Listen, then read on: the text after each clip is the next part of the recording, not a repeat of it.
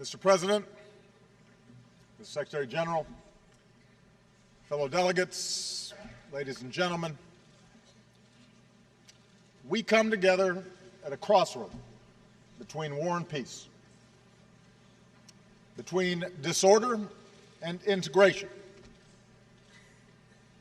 between fear and hope. Around the globe, there are signposts of progress. The shadow of world war that existed at the founding of this institution has been lifted, and the prospect of war between major powers reduced. The ranks of member states has more than tripled, and more people live under governments they elected. Hundreds of millions of human beings have been freed from the prison of poverty, with the proportion of those living in extreme poverty cut in half. And the world economy continues to strengthen after the worst financial crisis of our lives. Today, whether you live in downtown Manhattan or in my grandmother's village more than 200 miles from Nairobi, you can hold in your hand more information than the world's greatest libraries.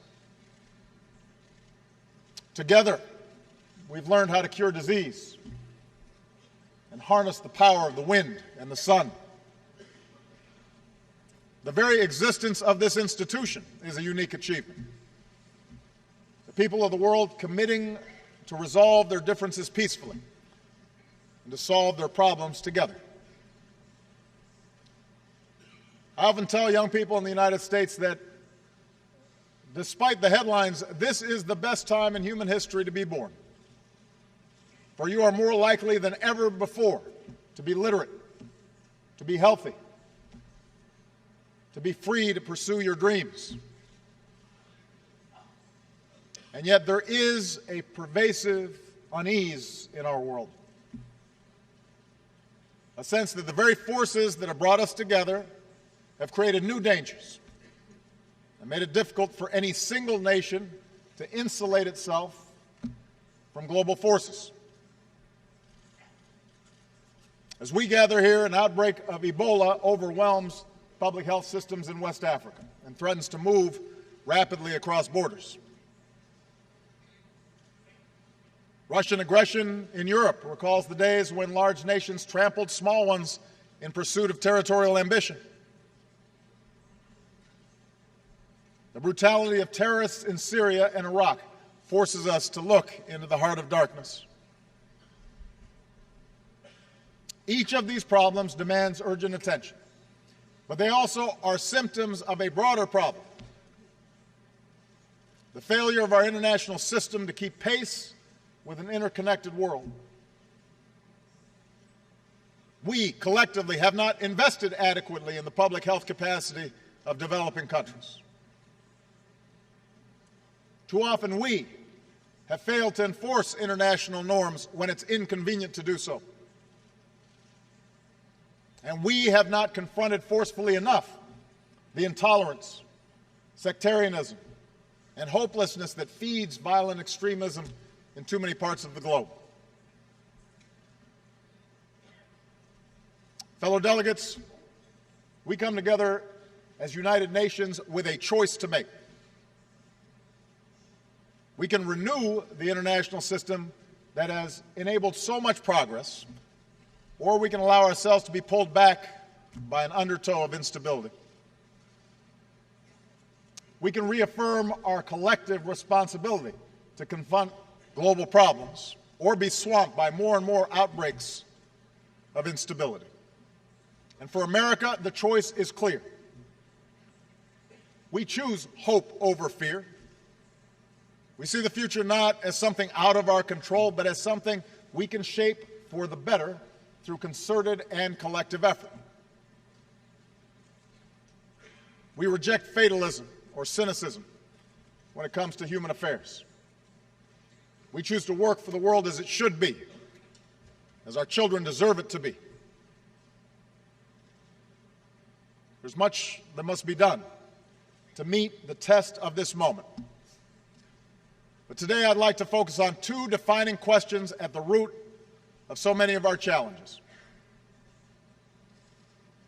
Whether the nations here today will be able to renew the purpose of the UN's founding, and whether we will come together to reject the cancer of violent extremism. First, all of us, big nations and small, must meet our responsibility to observe and enforce international norms. We are here because others realize that we gain more from cooperation than conquest. 100 years ago, a world war claimed the lives of many millions, proving that with the terrible power of modern weaponry, the cause of empire ultimately leads to the graveyard. It would take another world war to roll back the forces of fascism, the notions of racial supremacy, and form this United Nations to ensure that no nation can subjugate its neighbors and claim their territory. Recently, Russia's actions in Ukraine challenge this post-war order. Here are the facts. After the people of Ukraine mobilized popular protests and calls for reform, their corrupt president fled. Against the will of the government in Kiev, Crimea was annexed. Russia poured arms into eastern Ukraine, fueling violent separatists, and a conflict that has killed thousands. When a civilian airliner was shot down from areas that these proxies controlled, they refused to allow access to the crash for days. When Ukraine started to reassert control over its territory, Russia gave up the pretense of merely supporting the separatists and moved troops across the border. This is a vision of the world in which might makes right. A world in which one's nation's borders can be redrawn by another, and civilized people are not allowed to recover the remains of their loved ones because of the truth that might be revealed. America stands for something different. We believe that right makes might, that bigger nations should not be able to bully smaller ones, and that people should be able to choose their own future. And these are simple truths, but they must be defended. America and our allies will support the people of Ukraine as they develop their democracy and economy. We will reinforce our NATO allies and uphold our commitment to collective self-defense. We will impose a cost on Russia for aggression, and we will counter falsehoods with the truth. And we call upon others to join us on the right side of history. For while small gains can be won at the barrel of a gun, they will ultimately be turned back if enough voices support the freedom of nations and peoples to make their own decisions. Moreover, a different path is available. The path of diplomacy and peace and the ideals this institution is designed to uphold. The recent ceasefire agreement in Ukraine offers an opening to achieve those objectives. If Russia takes that path, a path that for stretches of the post-Cold War period resulted in prosperity for the Russian people, then we will lift our sanctions and welcome Russia's role in addressing common challenges. After all, that's what the United States and Russia have been able to do in past years, from reducing our nuclear stockpiles to meeting our obligations under the Nuclear Non-Proliferation Treaty, to cooperating to remove and destroy Syria's declared chemical weapons. And that's the kind of cooperation we are prepared to pursue again, if Russia changes course.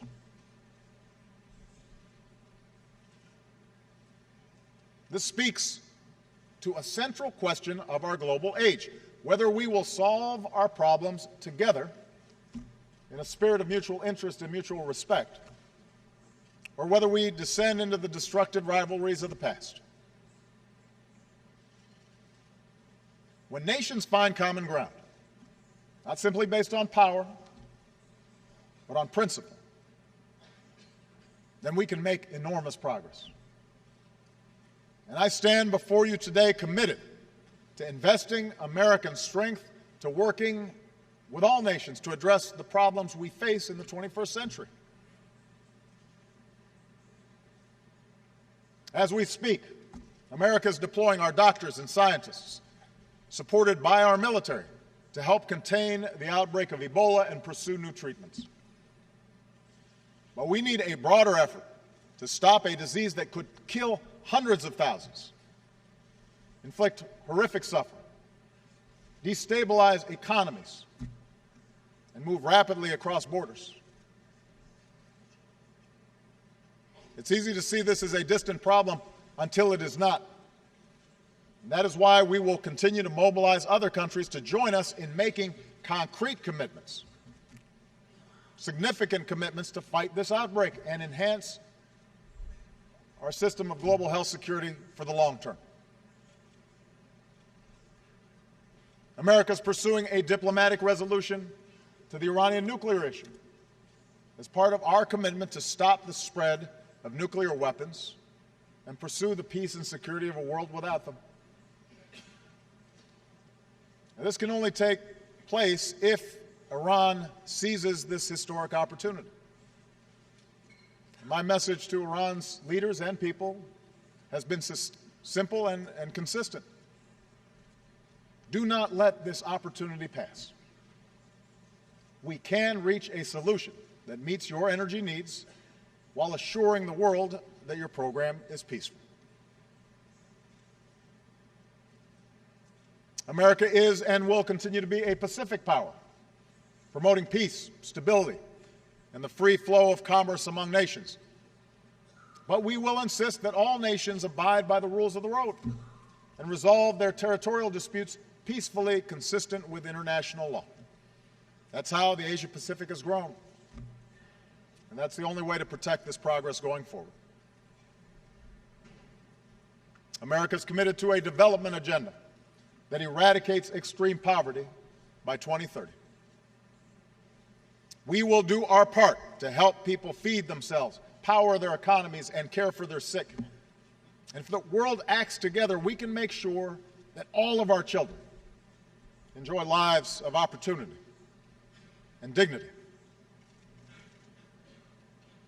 America is pursuing ambitious reductions in our carbon emissions, and we've increased our investments in clean energy. We will do our part and help developing nations do theirs. But the science tells us we can only succeed in combating climate change if we are joined in this effort by every other nation, by every major power. That's how we can protect this planet for our children and our grandchildren. In other words, on issue after issue, we cannot rely on a rule book written for a different century. If we lift our eyes beyond our borders, if we think globally, and if we act cooperatively, we can shape the course of this century as our predecessors shaped the post-World War II age. But as we look to the future, one issue risks a cycle of conflict that could derail so much progress, and that is the cancer of violent extremism that has ravaged so many parts of the Muslim world. Of course, terrorism is not new. Speaking before this assembly, President Kennedy put it well. Terror is not a new weapon, he said. Throughout history, it has been used by those who could not prevail either by persuasion or example. In the 20th century, terror was used by all manner of groups who failed to come to power through public support. But in this century, we have faced a more lethal and ideological brand of terrorists who have perverted one of the world's great religions. With access to technology that allows small groups to do great harm, they have embraced a nightmarish vision that would divide the world into adherents and infidels, killing as many innocent civilians as possible, employing the most brutal methods to intimidate people within their communities. I have made it clear that America will not base our entire foreign policy on reacting to terrorism. Instead, we've waged a focused campaign against al-Qaeda and its associated forces, taking out their leaders, denying them the safe havens they rely on. At the same time, we have reaffirmed again and again that the United States is not and never will be at war with Islam. Islam teaches peace. Muslims the world over aspire to live with dignity and a sense of justice. And when it comes to America and Islam, there is no us and them, there is only us, because millions of Muslim Americans are part of the fabric of our country. So we reject any suggestion of a clash of civilizations. Belief in permanent religious war is the misguided refuge of extremists who cannot build or create anything, and therefore peddle only fanaticism and hate. And it is no exaggeration to say that humanity's future depends on us uniting against those who would divide us along the fault lines of tribe or sect, race or religion. But this is not simply a matter of words. Collectively, we must take concrete steps to address the danger posed by religiously motivated fanatics and the trends that fuel their recruitment. Moreover, this campaign against extremism goes beyond a narrow security challenge. For while we've degraded methodically core al-Qaeda and supported a transition to a sovereign Afghan government, extremist ideology has shifted to other places, particularly in the Middle East and North Africa, where a quarter of young people have no job, where food and water could grow scarce, where corruption is rampant, and sectarian conflicts have become increasingly hard to contain. As an international community, we must meet this challenge with a focus on 4 areas.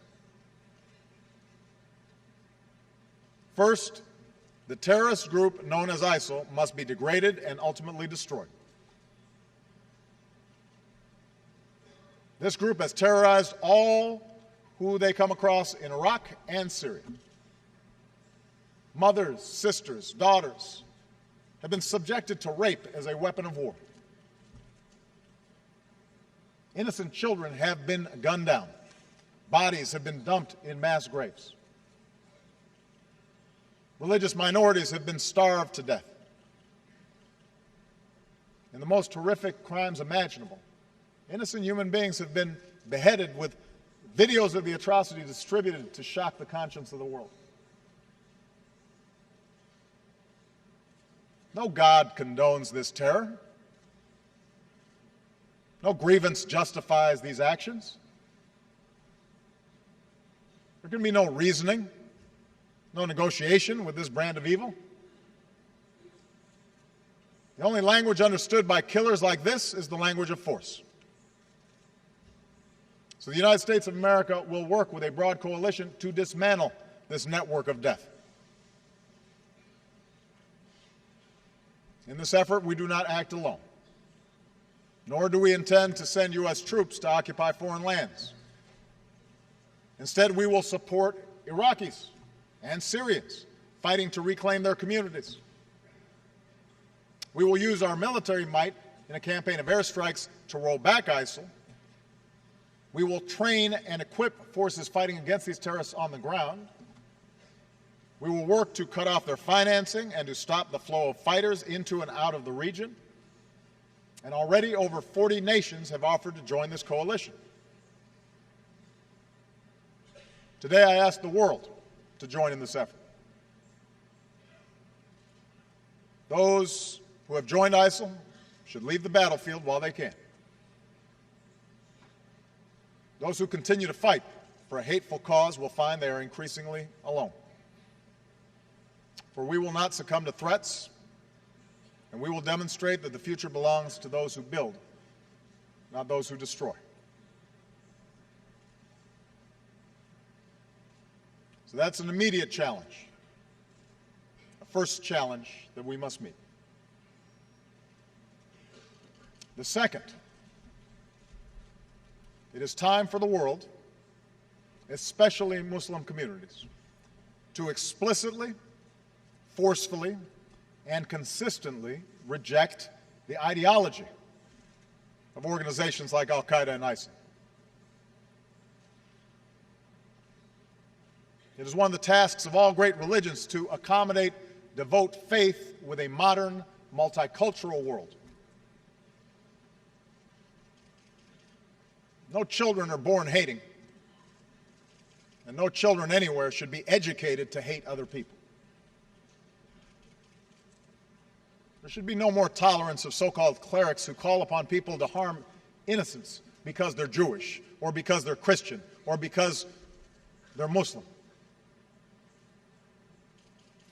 It is time for a new compact among civilized peoples of this world to eradicate war at its most fundamental source, and that is the corruption of young minds by violent ideology. That means cutting off the funding that fuels this hate. It's time to end the hypocrisy of those who accumulate wealth through the global economy and then siphon funds to those who teach children to tear it down. That means contesting the space that terrorists occupy, including the internet and social media. Their propaganda has coerced young people to travel abroad to fight their wars and turn students, young people full of potential, into suicide bombers. We must offer an alternative vision. It means bringing people of different faiths together. All religions have been attacked by extremists from within at some point, and all people of faith have a responsibility to lift up the value at the heart of all great religions. Do unto thy neighbor as you would have done unto yourself. The ideology of ISIL or Al-Qaeda or Boko Haram will wilt and die if it is consistently exposed and confronted and refuted in the light of day. Look at the new forum for promoting peace in Muslim societies. Sheikh bin Bayad described its purpose. We must declare war on war so the outcome will be peace upon peace. Look at the young British Muslims who responded to terrorist propaganda by starting the Not in My Name campaign, declaring ISIS is hiding behind a false Islam. Look at the Christian and Muslim leaders who came together in the Central African Republic to reject violence. Listen to the Imam who said, politics try to divide the religious in our country, but religion shouldn't be a cause of hate, war, or strife. Later today, the Security Council will adopt a resolution that underscores the responsibility of states to counter violent extremism. But resolutions must be followed by tangible commitments, so we're accountable when we fall short. Next year, we should all be prepared to announce the concrete steps that we have taken to counter extremist ideologies in our own countries. By getting intolerance out of schools, stopping radicalization before it spreads, and promoting institutions and programs that build new bridges of understanding.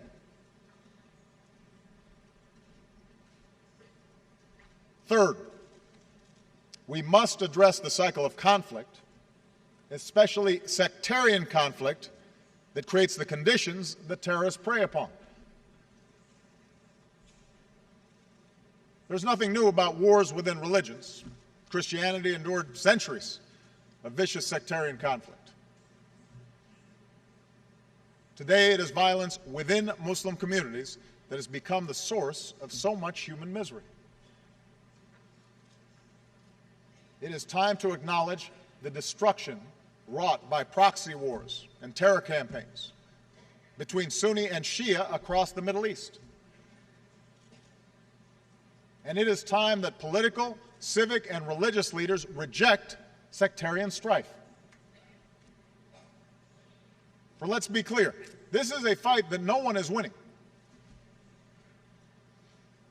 A brutal civil war in Syria has already killed nearly 200,000 people, displaced millions. Iraq has come perilously close to plunging back into the abyss. The conflict has created a fertile recruiting ground for terrorists who inevitably export this violence. The good news is we also see signs that this tide could be reversed.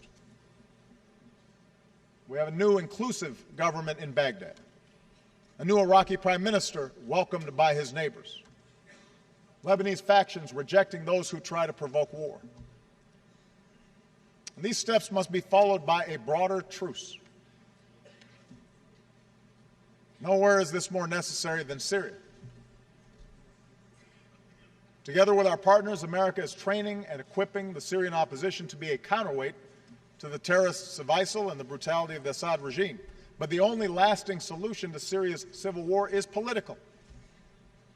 An inclusive political transition that responds to the legitimate aspirations of all Syrian citizens, regardless of ethnicity, regardless of creed.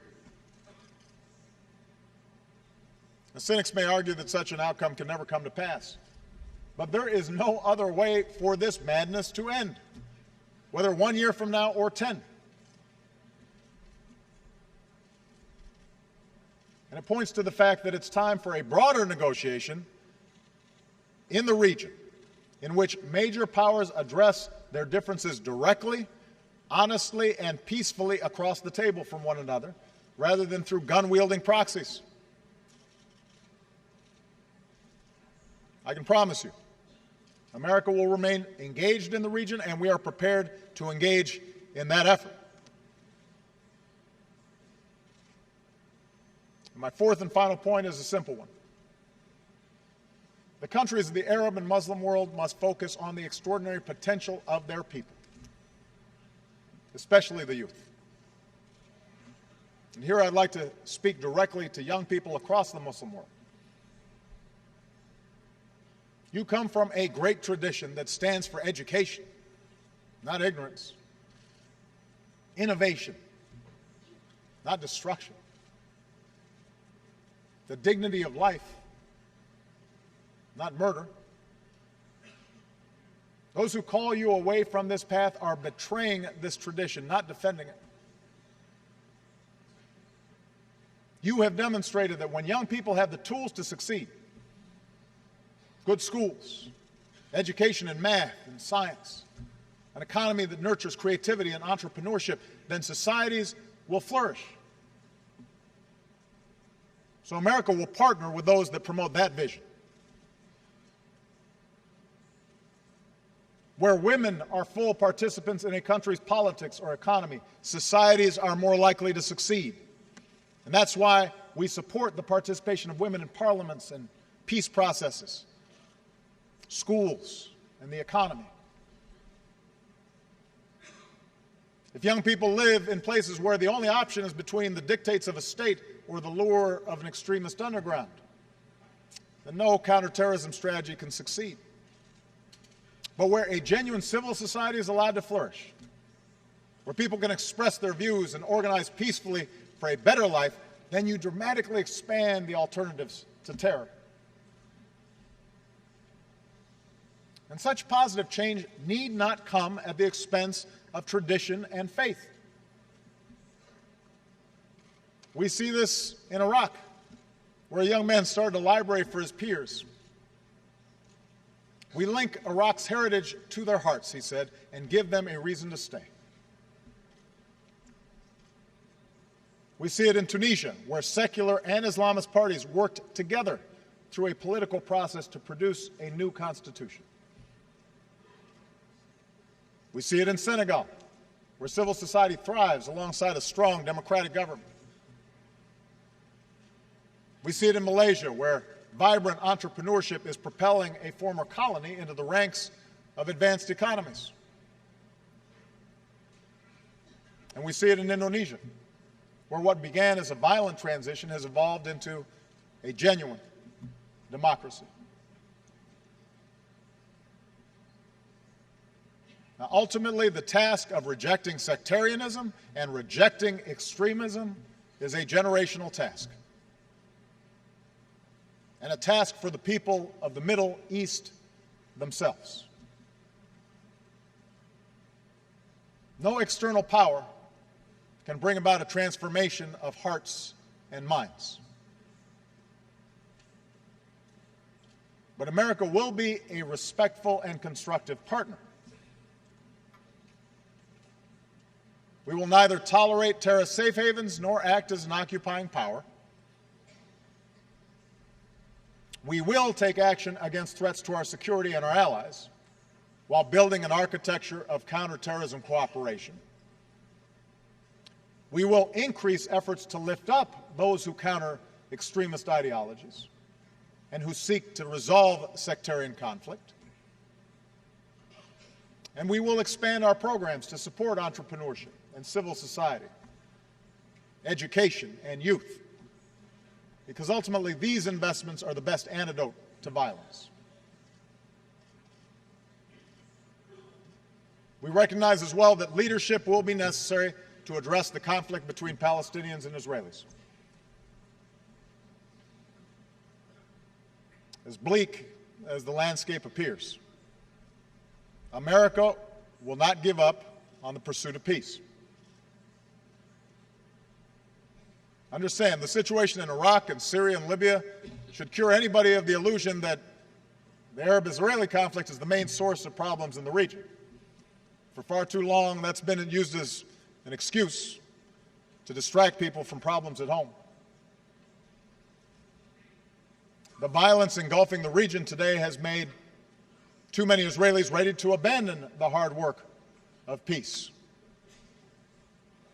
And that's something worthy of reflection within Israel.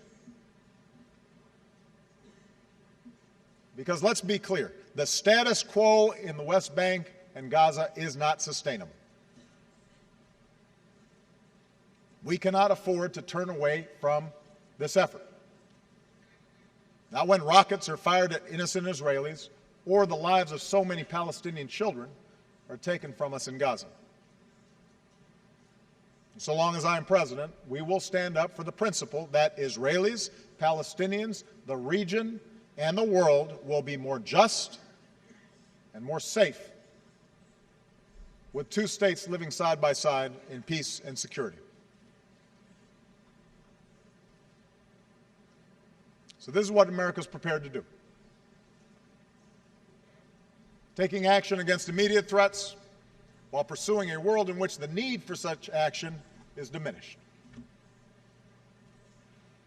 The United States will never shy away from defending our interests, but we will also not shy away from the promise of this institution and its universal Declaration of Human Rights.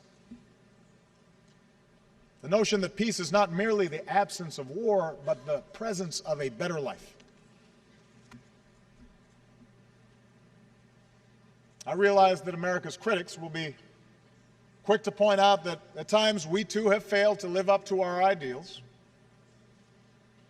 that America has plenty of problems within its own borders. This is true. In a summer marked by instability in the Middle East and Eastern Europe, I know the world also took notice of the small American city of Ferguson, Missouri, where a young man was killed and a community was divided. So yes, we have our own racial and ethnic tensions. And like every country, we continually wrestle with how to reconcile the vast changes wrought by globalization and greater diversity with the traditions that we hold dear. But we welcome the scrutiny of the world, because what you see in America is a country that has steadily worked to address our problems, to make our union more perfect. to bridge the divides that existed at the founding of this nation. America is not the same as it was 100 years ago, or 50 years ago, or even a decade ago,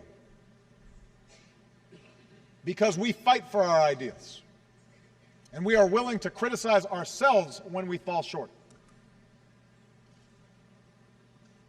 because we hold our leaders accountable and insist on a free press and independent judiciary,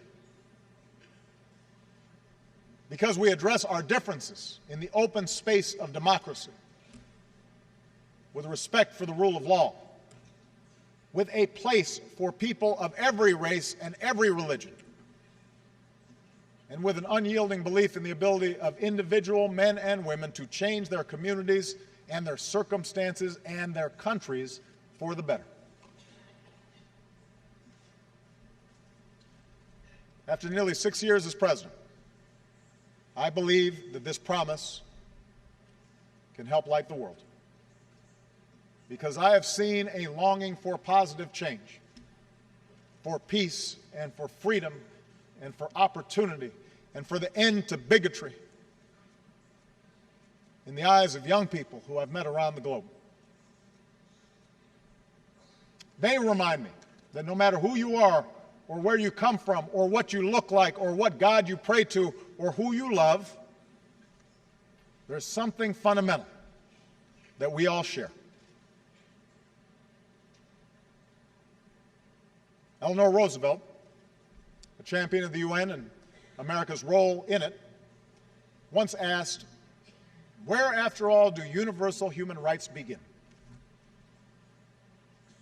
In small places, she said, close to home. So close and so small that they cannot be seen on any maps of the world, yet they are the world of the individual person, the neighborhood he lives in, the school or college he attends, the factory, farm, or office where he works. Around the world, young people are moving forward, hungry for a better world. Around the world, in small places, they are overcoming hatred and bigotry and sectarianism. And they're learning to respect each other despite differences. The people of the world now look to us here to be as decent and as dignified and as courageous as they are trying to be in their daily lives. And at this crossroads, I can promise you that the United States of America will not be distracted or deterred from what must be done. We are heirs to a proud legacy of freedom, and we're prepared to do what is necessary to secure that legacy for generations to come. I ask that you join us in this common mission for today's children and tomorrow's. Thank you very much.